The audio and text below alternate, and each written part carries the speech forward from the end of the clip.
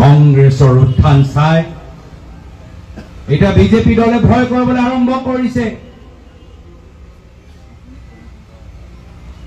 ৰাইজৰ মাজত আমাৰ লোকৰ জনপ্ৰিয়তা চাই বিজেপি দলে ভয় কৰিবলৈ আৰম্ভ কৰিছে আৰু ভয়তে এতিয়া আমাৰ লোকৰ ওপৰত অপপ্ৰচাৰ চলাবলৈ আৰম্ভ কৰিছে।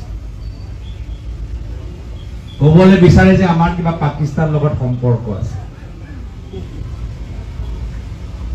মোৰ ওপৰত যে টাডা কেছ নাপালে, ওপৰত যে কোনো আলফা সালফা সম্পৰ্ক নাপালে, মোৰ ওপৰত যে কোনো সাৰদা লুইজ বাৰ্ডেৰ কেছ নাপালে, মোৰ নামৰ কোনো নিউজ চেনেলৰ কাগজ নাপালে, বাগানৰ কাগজ নাপালে, প্ৰায়তঃ পিতৃ মুখ্যমন্ত্ৰী তৰুণ গগৈৰ 15 বছৰ কাৰ্যকালত এটা দাগ লগাব নোৱাৰিলে এতিয়া তেওঁলোকে ভয় কৰি ভুৱা কথা ক'বলৈ আৰম্ভ কৰিছে। কিয়? और जार ऊपर दाग আছে আমি ইখিনি কথা জানো। আলফা সালফা টাডা সন্ত্ৰাসবাদী কি নাই, কাৰ ওপৰত দাগ আছে আমি সব জানো। কিয় দাগ লগাবলৈ বিচাৰিছে? যে তেওঁলোকে জানে যে আমি আৰু সক্ৰিয় হলে পৰৱৰ্তী দিনত কংগ্ৰেছৰ নেতৃত্বৰ চৰকাৰ হ'ব।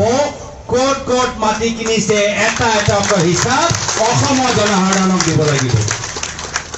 ৰাইজক তেওঁলোকে উত্তৰ দিব লাগিব।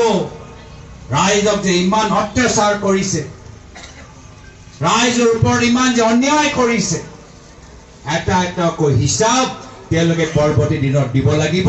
তাৰ বাবে এতিয়াৰ পৰা তেওঁলোকে ভয় কৰিছে। চাৰিওফালে সিন্ডিকেট,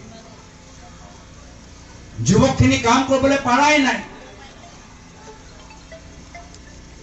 গাঁও চহৰত সৰু দোকানী একদম অৱস্থা নাই।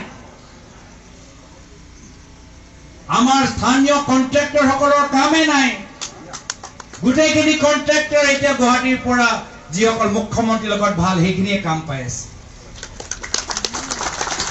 মাজুলী, ধেমাজি, লখিমপুৰৰ থলুৱা কন্ট্ৰাক্টৰবোৰ বহি গ'ল। গাঁৱৰ ভিতৰত হিমন্ত বিশ্ব শৰ্মা ডাঙৰীয়া অহাৰ পিছত স্কুল খোলা নাই, মদৰ দোকান খুলিবলৈ আৰম্ভ হৈছে।